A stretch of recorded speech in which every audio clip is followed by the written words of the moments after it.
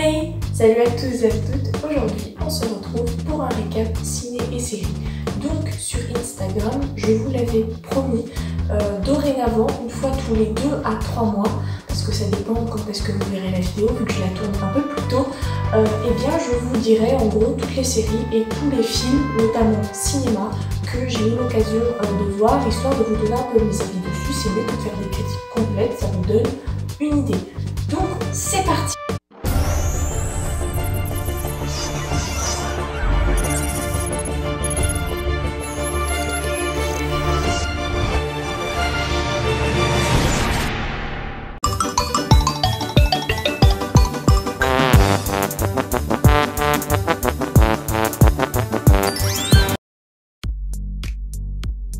Vous savez que Lucifer s'est achevé il n'y a pas longtemps, même si on parle de le voir dans la série Arrow par exemple, et bien en crossover, moi j'ai décidé de tout revoir Lucifer parce que comme peut-être certains d'entre vous l'auront compris, c'est un petit peu ma série favorite, mais de toute façon je vous en reparlerai en détail vu qu'elle est terminée. Et donc en gros, pour la petite histoire, c'est juste le diable qui a décidé de prendre des vacances, et quoi de mieux que d'aller dans la ville des anges, je ne sais pas, donc il va à Los Angeles. Sauf que il mène sa petite vie tranquillement, voilà, son frère essaye qui est un ange, donc essaye de le faire revenir aux enfers, etc. parce que Père, donc Dieu, n'est pas content. Et là il tombe sur une bonne femme qui est flic, et il se rend compte que quand il est à son contact à elle, il devient mortel. Donc de fil en aiguille, il va y avoir des histoires où il va l'aider à réduire les mœurs, à résoudre les meurtres, on va en apprendre plus sur sa mère, sur Adam et Ève, etc. Et clairement, c'est exceptionnel. Ça m'a même fait, au final, kiffer les bruns, parce que, excusez-moi, mais l'acteur, je crois que c'est le seul brun avec des yeux foncés que j'aime dans ma vie, tellement il est exceptionnel. Il joue bien, il chante bien. Weren't you the one who tried to hurt me with goodbye? Did you think I'd crumble? Did you think I'd lay down and die? Il est parfait cet homme. Et puis aussi ça m'a donné la théorie de, au final, le diable n'est peut-être pas si mauvais que ça. Et donc de toute façon je vous détaillerai dans ma vidéo parce que dit comme ça on dirait que je suis une sataniste, mais pas du tout. Saison 3 de Handmaid's Tale, ou alors La Servante écarlate, qui est un ancien roman.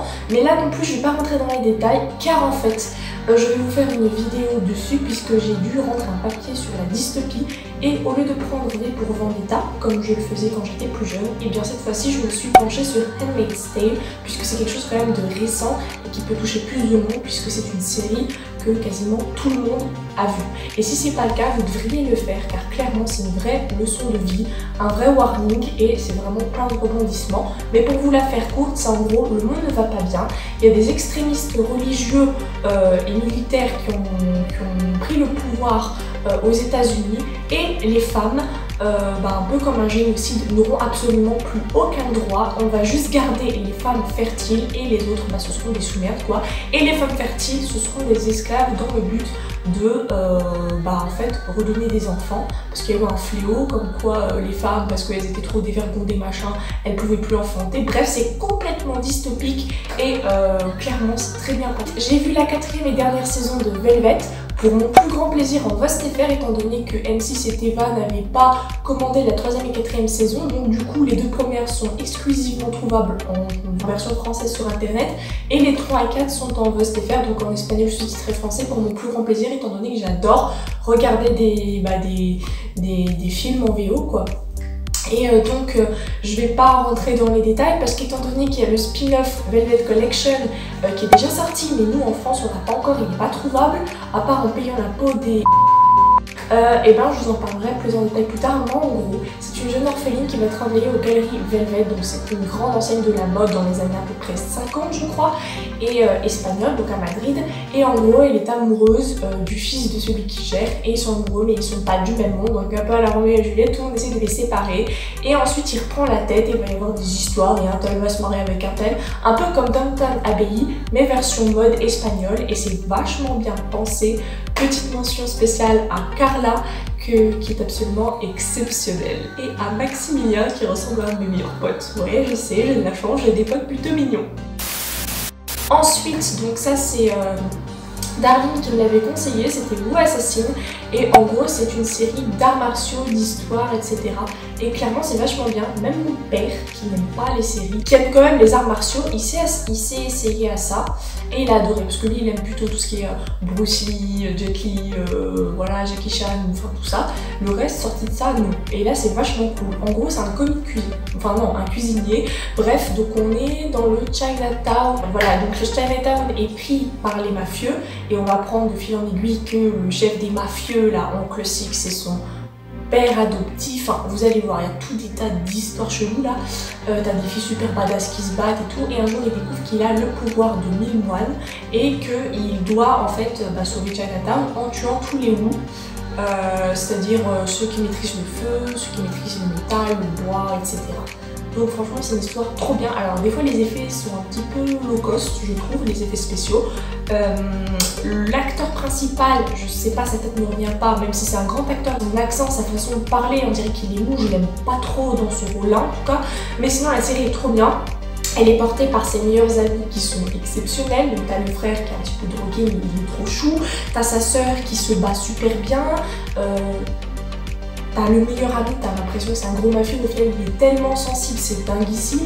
T'as la policière mention spéciale à elle, elle est tellement belle à la blonde. Oh là là, et elle se bat trop bien, et en vrai elle a une histoire de ouf en fait.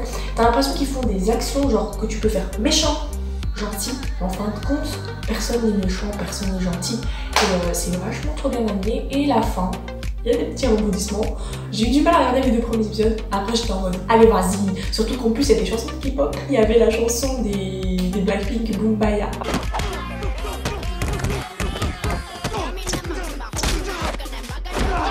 Ah, j'étais trop bien avec ma soeur. J'étais en train de la chanter devant la télé. Mon père nous a regardé en mode, vous connaissez la chanson? Bah ouais, on est fan de K-pop, papa. Et j'aime bien aussi quand il passe de son physique à lui au physique du moine, qui est d'ailleurs un acteur très connu. Ensuite, j'ai regardé en 1 ou 2 jours, le jour de sa sortie, Carnival Row avec Cara Delevingne et Orlando Bloom, dont je vais pas vous faire de résumé, étant donné que j'ai fait une vidéo. Donc n'hésitez pas à aller la voir, j'ai vraiment mis du temps et du cœur à la faire car c'était vraiment un gros coup de cœur. C'était à la fois dystopique, féerique, steampunk, historique, et la saison 2 promet du lourd, même si avec l'annonce du nouveau réalisateur, puisque le premier a été jarté pour je ne sais quelle raison, j'ai un petit peu peur, mais en tout cas la saison 1 restera une pépite, ça c'est sûr. Ensuite j'ai vu Batwoman, donc inutile de vous le présenter, tout le monde est au courant, donc j'étais très pressée de le voir. Le teaser m'avait plutôt plu, j'avais même noté la date, hein. Et je vous avoue que j'ai eu la grosse connerie de regarder 2 fois l'épisode 1. Première fois je me suis fichée, mais alors là la deuxième fois, clairement je vais encore attendre de voir l'épisode 2 parce que comme je vous l'ai dit, l'épisode 1 c'est toujours où tu poses les bases. Mais pour moi c'était un peu un pitch à la Arrow en beaucoup moins bien. Et du coup ça m'a un peu saoulée. Au moment où je tourne, l'épisode est déjà sorti, mais vous aurez la vidéo décalée parce que j'ai eu plein d'idées de vidéos pendant mes vacances et du coup je vous en ai fait plein.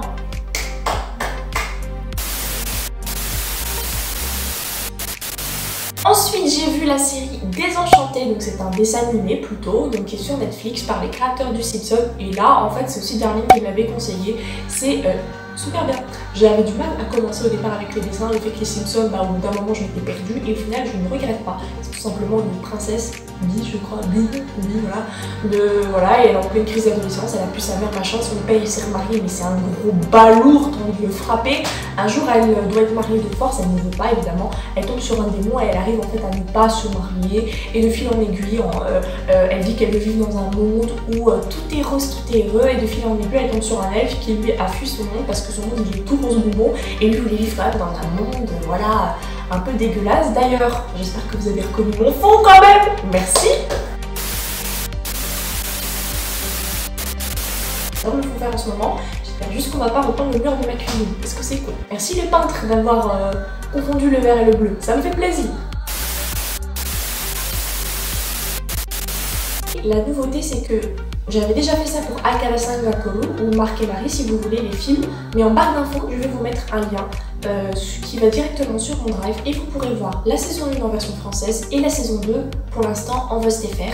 J'espère que ça vous plaira parce que j'ai adoré cette série et je sais que tout le monde n'a pas forcément Netflix. Et tant que j'y suis, n'hésitez pas si vous aimez la vidéo à mettre un petit pouce bleu et à vous abonner. Ça me fait vraiment plaisir, j'ai vu qu'il y avait au moins 200 personnes qui s'étaient abonnées depuis à peu près la vidéo sur Akara-san Gatoru. Et ensuite c'est pas vraiment une série, c'est plutôt un drama, et d'ailleurs il va y avoir une saison 2, mais je pense que c'est accessible à tout le monde, c'est pour ça que je le mets dans les séries et pas dans le drama. C'est Kingdom, donc non pas l'anime ou le manga édité aux éditions Miya, dont je vous reparlerai d'ailleurs bientôt. Ne vous inquiétez pas, j'ai pas oublié du tout, j'oublie rien, ne vous inquiétez pas.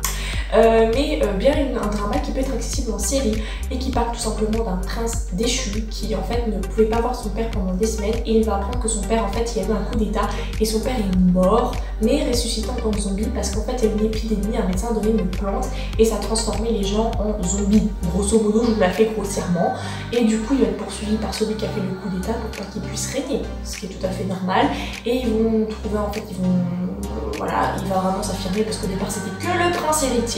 Au final c'est celui qui va sauver quasiment tout le monde, qui va rallier les gens à sa cause, qui va essayer de trouver un remède, etc. Il va tomber sur... du coup il a son meilleur ami, son coéquipier, il va tomber sur un mec au départ peureux mais qui va, grâce à la médecin, l'infirmière, devenir quelqu'un de plutôt bien quand même, et puis un mec mystérieux qui tire super bien.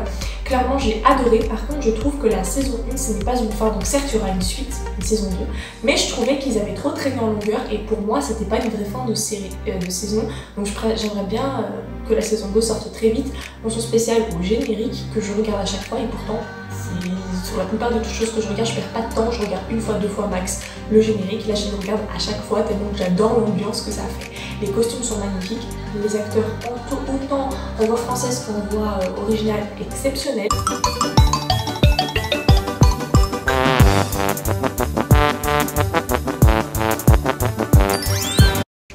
Je vais vous préciser que j'ai vu des films d'horreur. La Nonne, Ça2, Ma, on va dire Parasite aussi. Mais je vais pas vous en parler maintenant. De toute façon, il n'y a pas besoin que de Halloween pour que je vous parle d'horreur, étant donné que c'est des genres que je regarde souvent. Rassurez-vous, je ne bois jamais comme ça, le bruit était exagéré exprès. Joker. Ne quittez pas cette vidéo, je vous en prie. Ceci est une unpopular opinion, je sais. Mais je n'ai pas aimé Joker. No, God! No, God, please, no! Pourquoi? Ce que j'ai aimé, ça va aller très vite. C'est l'histoire du fait qu'on nous montre quelqu'un qui est méchant, un personnage de DC Comics qui est méchant, qui fait des choses mal, mais on nous montre son passé. Comment il est arrivé à ce chemin-là. Ça, extinction de doigts, ça, j'ai adoré. Ensuite, l'acteur. Joaquin Phoenix est un de mes acteurs favoris, il est facilement dans mon top 20. Cet acteur a le don de l'interprétation, il n'est pas acteur pour rien. Et c'est pour ça qu'il a la moyenne, ce film, c'est parce qu'en fait, tout l'acteur porte le film. À côté de ça, c'est creux. Tout ce qui est environnement, tout ce qui est musique, qui sont oppressantes, et pourtant je regarde des films d'horreur, etc. Donc les musiques oppressantes, je connais. Tout ce qui est le comportement des gens envers lui, mais des fois même dans la réalisation, le plan de la caméra, je n'ai pas aimé. Voilà, il faut le dire, Joker pour moi n'avait pas grand intérêt. Vraiment, le seul point que j'ai aimé, c'est l'interprétation de l'acteur qui est tout bonnement exceptionnel. Il a un de ses rires.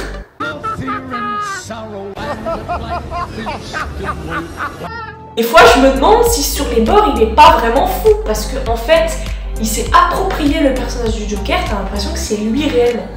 Voilà.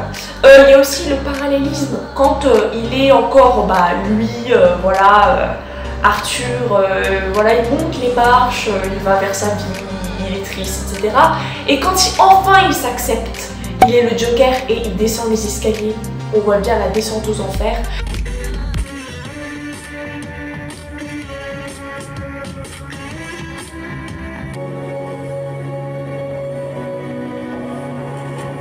J'aime aussi comment, en fin de compte, indirectement, il a créé son antagoniste Batman. Tout le monde sait exactement comment Batman est né, mais au final, on est dans les coulisses et on voit que lui, en fait, est derrière tout ça, indirectement. Ça, c'était très bien fait. En fait, ce film, s'il a dépassé les millions, c'est pas parce qu'il plaît.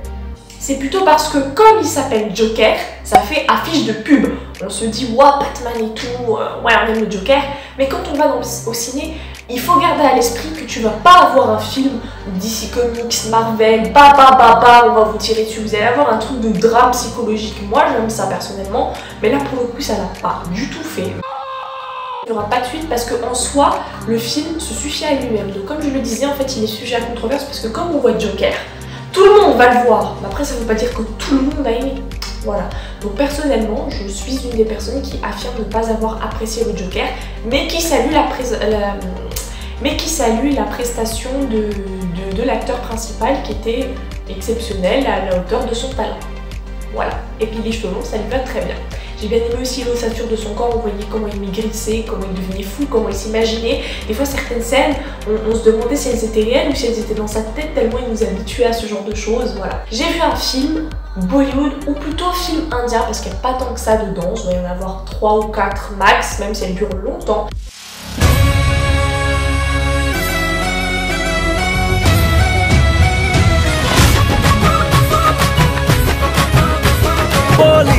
जैसे जैसे बंदूक की गोली मेरे तेवर में तहजीब की रंगीन rangoli. C'est le film Calanque qui est sorti cette année, je crois, sur Netflix. Et je suis désolée, mais pourquoi en France on a attendu les années 2010 pour que le manga soit plus démocratisé? Et pourquoi on va attendre jusqu'à 2020, non cottage 2030, que les films indiens soient démocratisés? Franchement, il y a des pépites comme P.K. ou alors bon après Coup de foudre à Bollywood ou Doom. Comment ça se fait qu'on trouve que Coup de foudre à Bollywood? Et du coup maintenant Calanque, mais c'est tellement bien ces films. Clairement Calanque c'est un mix entre, je vous en reparlerai parce que c'est pour les connaisseurs mais je vous ferai une vidéo complète dessus, un mix entre Devdas et Orgueil et Préjugés. Donc en gros ça parle d'une fille qui va rentrer dans une maison pour devenir la femme d'un homme spécifique. Et cet homme là en fait sa femme à lui, parce qu'il a déjà une femme de base, c'est un petit peu la fille de la famille qui a sauvé justement cette jeune femme qui va rentrer dans la maison et sa famille, sauf que du coup elle a une grave maladie, elle est très jeune, elle doit avoir 25-30 ans et elle va décéder, elle a un cancer et du coup son mari qui est fou amoureux d'elle, hein, c'était vraiment, pourtant c'est une famille assez riche, c'était vraiment un mariage d'amour, hein, il va pas bien etc. Et il veut pas se remarier, mais elle veut que le bonheur pour lui et elle va lui trouver une femme et cette femme c'est cette fameuse jeune fille. Donc elle va le voir, elle veut pas parce que c'est sa liberté qui est remise en cause, mais elle lui dit tu vas voir il est gentil, je te demande un an de ta vie s'il te plaît. Et en plus de ça, mon père s'est toujours bien occupé de ta famille et je t'assure que tes sœurs, elles manqueront jamais de rien, on va les marier, elles auront toujours de l'argent, de la nourriture. Donc sa sœur, elle a quand même beaucoup de petites sœurs et son père il se fait vieux et ils sont pas non plus riches et elle fait d'accord, elle se sacrifie. Et elle arrive dans la maison et le soir du mariage, son mari lui dit, il voit même pas leur visage hein, parce que c'est un mariage, vous allez voir, il y a beaucoup d'opposition indo-musulman, donc c'est un mariage où elle est sous le voile etc. Elle ne voit rien, il ne la voit pas et elle non plus. Et il lui fait, le soir du mariage, il la quitte en fait. Il lui dit je te traiterai toujours avec respect parce que je me suis toujours comportée comme ça et que c'est le vœu de ma femme, mais sache que tu n'auras jamais mon cœur et j'espère que tu seras suffisamment forte et bonne pour l'accepter. Et donc en gros c'est une relation de cohabitation qui commence. Donc elle a rien à faire de ses journées et elle entend chaque soir à sa fenêtre une femme chanter et d'une voix magnifique. Et elle demande un jour d'où ça vient. Et on lui dit que c'est une courtisane dans un quartier assez chaud de la ville. Et comme par hasard, cette famille n'a pas le droit de rentrer dans ce quartier. Mais elle va dire, alors je ferai exactement tout ce que vous voulez dans cette maison, mais je veux aller dans ce quartier, ce sera mon loisir. Donc elle commence à aller dans ce quartier-là et elle sympathise avec justement cette courtisane qui est un petit peu la reine du quartier quoi. Et elle lui apprend le chant, la danse, parce que de base elle a déjà un bon niveau, mais voilà, c'est son petit loisir. Et elle tombe sur un homme qui est très séduisant, ça se voit qu'il connaît les femmes, il sait les séduire, voilà, il a 10 000 petites amies, etc. Et elle sent, mais contrefiche de lui. Et au départ, lui aussi, il pensait jusqu'à la mettre dans son lit, mais quand il a vu qu'elle s'en battait les steaks de lui, il était en mode, une fille ne résiste pas à mes beaux yeux, à mes beaux cheveux. Je suis toujours l'acteur, c'est un petit peu le sosie de Tarkan, je sais pas si vous connaissez, c'est un chanteur turc.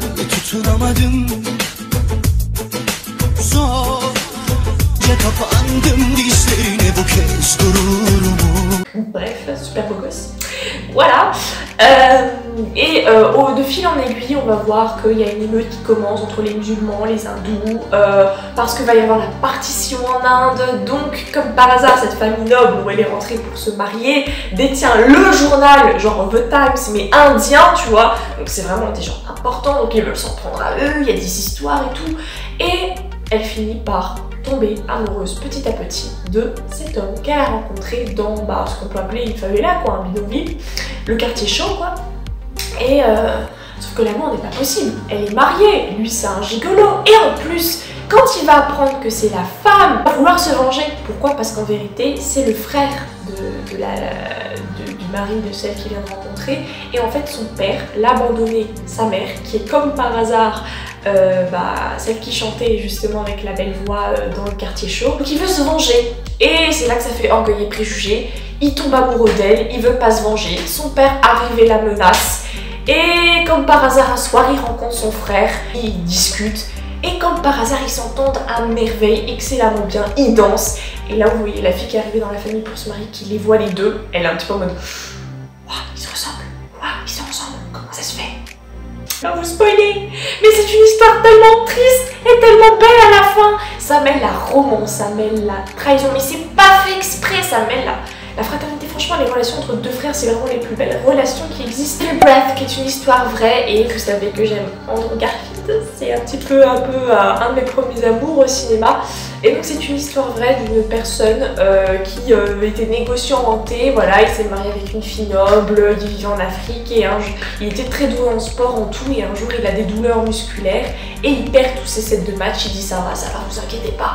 Et le soir il toque à la porte de son meilleur ami médecin, aide-moi, il s'évanouit, il a une fièvre pas possible, et au final on lui détecte un syndrome incurable qui va le paralyser, il ne peut plus parler, il ne peut plus bouger, sa femme venait d'accoucher, il ne peut même pas prendre son fils dans ses bras, et au final il a été condamné à rester dans un hôpital toute sa vie, donc il était limite je veux crever, mais sa femme ne va jamais, et c'est ça qui est magnifique, l'abandonner, parce qu'il y avait eu ça pour celui qui a fait la théorie du trou noir. Sa femme elle l'a aidé pendant 10-15 ans, mais après à la fin elle n'en pouvait plus, elle est tombée amoureuse de quelqu'un d'autre, il l'a libérée, elle lui a dit merci. Mais elle n'a jamais lâché, quoi. Elle est toujours restée là, elle a tout vendu, elle a acheté une petite maison tranquille, voilà. Elle a tout fait pour que le dispositif puisse rentrer à la maison, qu'il soit avec eux, elle a essayé de lui montrer son fils, de le faire sourire. Et ça va nous montrer la création du premier fauteuil roulant et comment les handicapés ont commencé à être insérés, donc que ce soit avec ce syndrome-là ou des gens tout simplement en fauteuil roulant pour paralysie, etc. Ou tuberculose ou autre, ça a montré comment les premiers fauteuils roulants sont arrivés et comment on n'a pas eu cette idée plus tôt. Petit plus, c'est que le réalisateur du film est justement le fils du vrai personnage, puisque ça, en fin de compte, il a fait une histoire sur son père et sa mère. C'était vachement trop beau. Men in Black, donc avec Chris Hemsworth et Thor, ça me parle plus, et sa coéquipière Valkyrie. Donc tout simplement Men in Black, hein, vous savez, t'as des espions noirs britanniques qui doivent empêcher les méchants aliens d'embêter les gentils aliens et les humains, voilà. Sauf que ils doivent ils doivent escorter un roi alien, il est absolument dégueulasse, hein, mais ils doivent l'escorter et ça se passe mal, il finit par mourir, et avant de mourir, il donne une petite boule, un petit objet magique à Valkyrie, je vais l'appeler comme ça ira plus vite, et il lui dit surtout n'en parle pas à Thor, ça fait bizarre dit comme ça, parce que il a changé, voilà. Il a changé et vous allez voir pourquoi il a changé, pourquoi il n'est plus aussi humble et digne de confiance que ça, et en plus lui il ne le sait même pas. Enfin c'est vraiment une très très belle histoire, j'ai adoré. Peony, j'ai un délire avec Peony, je le veux en pop, en ce que vous voulez, j'ai un délire avec lui. Il y a aussi l'acteur Liam Neeson qui est l'acteur favori de ma mère, dedans auquel il est en mode oh là là c'est trop bien, c'est trop bien. Petite mention spéciale à la coupe de cheveux de Thor. Ouais, parce que personnellement, je sais pas tout ce que vous avez avec ces cheveux longs là, mais pour le coup, je l'aime bien les cheveux courts, il fait britannique. Même si je sais qu'il est australien, mais... Et voilà, je préfère avec ses cheveux courts. On arrive à savoir très vite qui manigance, ou qui sont les méchants, qui sont les gentils, pourquoi.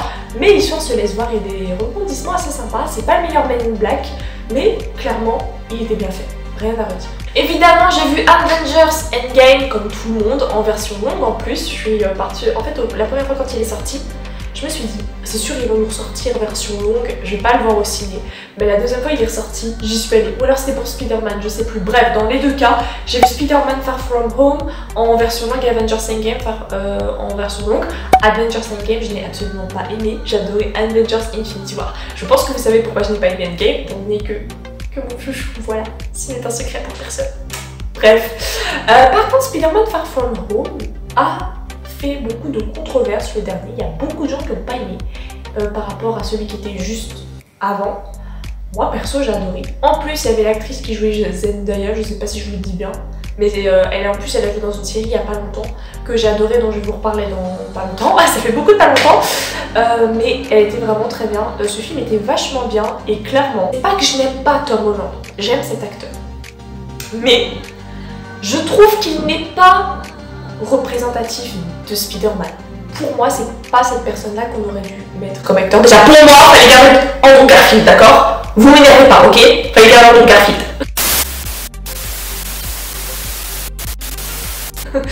Non, bref, je sais que c'est pas possible. Mais pour moi, c'est pas un acteur qui représente bien Spider-Man.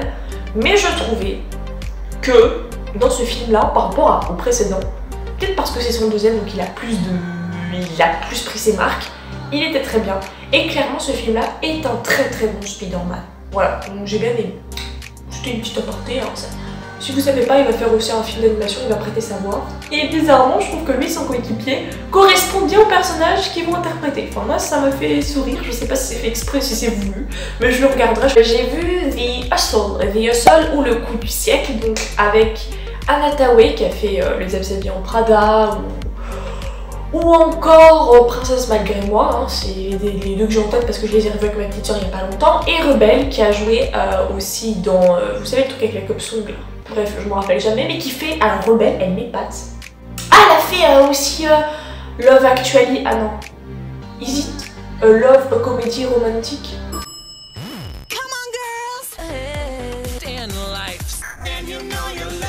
Mais en ce moment elle fait des films, j'adore cette bonne femme, je l'adore, elle est exceptionnelle, elle me tue à chaque fois. Elle est clairement mention spéciale à la combinaison sac poubelle. Ceux qui ont vu le film comprendront. Bref, c'est Rebelle, elle a pas de taf dans la vie, elle s'inscrit sur Tinder et quand elle arrive, elle montre une photo de meuf bonne parce que du coup c'est la meuf bonne que les gens ont cliqué sur Tinder et ils lui font bah elle est où? Bah en fait c'est ma soeur, elle a été kidnappée, il me faut de l'argent, faut la sauver, machin, et en fin de compte elle arnaque. Voilà, donc elle gagne 6 millions comme ça. Sauf qu'en vrai elle n'est pas spécialement super méga forte, c'est juste qu'elle arrive en fait à chourer les gros pigeons. Et un jour elle arrive dans un train et elle jette son dévolu sur une grosse pointure et t'as une belle femme derrière, ma chère Anna Thaoué que j'aime énormément.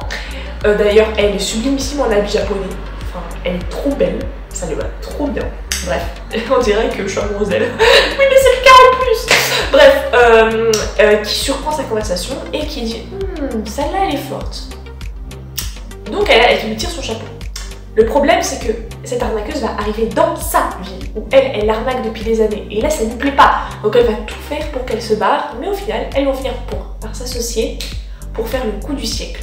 Et le coup du siècle c'est celle qui aura le contrôle de la ville, c'est celle qui arrivera à arnaquer ce jeune homme qui est comme par hasard actionnaire d'une très grande société. Et vous allez voir les péripéties, la rigolade, la séduction, mais what the fuck. La fin de l'histoire, hein, je pense qu'il n'y a pas beaucoup de monde qui l'avait vu venir celle-là avant la scène de l'avion, mais clairement j'ai adoré.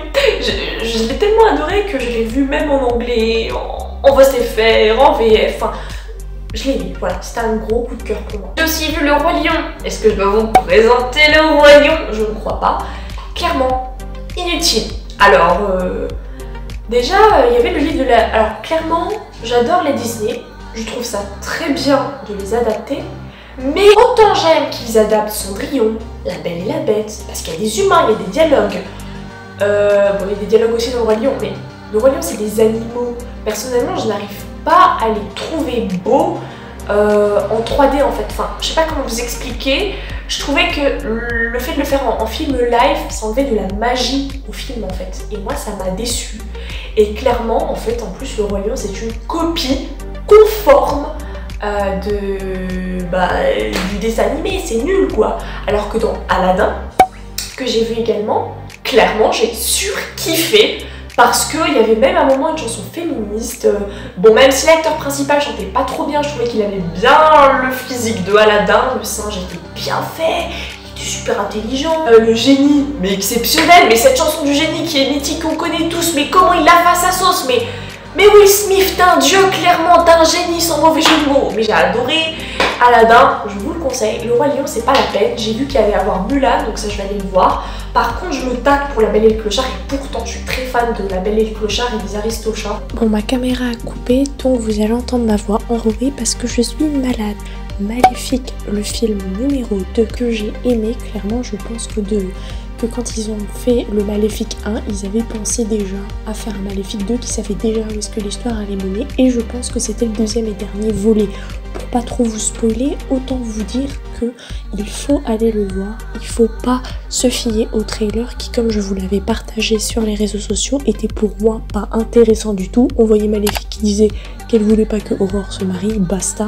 Moi ça m'avait saoulé, je m'étais dit je vais pas le voir, et au final j'ai eu raison d'aller le voir, voilà. Les humains vont vouloir prendre ce qui ne leur appartient pas, on va découvrir que Maléfique n'est pas forcément si seule que ça. En même temps, elle va, comme c'est clairement, faut le dire, la mère d'Aurore, vu que c'est elle qui l'a élevée plus que sa propre mère, elle va devoir rencontrer la mère du futur mari de sa fille, qui est jouée d'ailleurs par Madame Pfeiffer. Je sais pas si ça se dit comme ça, mais j'adore cette actrice. Par contre, là, aucune musique ne m'a fait frissonner. Autant dans le 1, la musique, quand elle lance la malédiction, j'ai adoré. Autant là, les musiques font le taf, mais sans plus. Sinon, j'ai bien aimé le petit personnage du hérisson, à part le fait qu'on dirait qu'il fait une crise d'épilepsie à chaque fois qu'il hurle et qu'il fait des petits bruitages. Les décors sont très beaux. J'ai même enfin réussi à apprécier les 3 fées, alors que dans le 1, elles me pétaient les oreilles, voilà, elles me saoulaient. Et surtout les robes, hein, le design est absolument magnifique. Et aussi, les personnages sont plus épanouis. Donc certes, ils ont changé le prince, mais Angelina Jolie et celle qui joue Aurore, on les voit plus épanouies et plus assurées dans leur rôle. Il y a même des petites boutades sympathiques.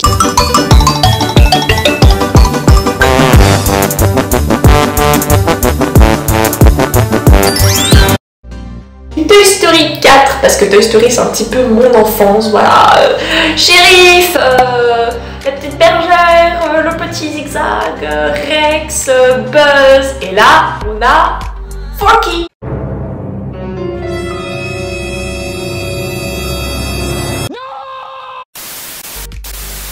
Qui s'appelle tout simplement Fourchette. Un jour, du coup, il y a la petite, elle va à la maternelle et elle a pas d'amis et tout, donc Buzz il est dans le sac du shérif qui lui donne le matériel de collage et elle fabrique une petite fourchette.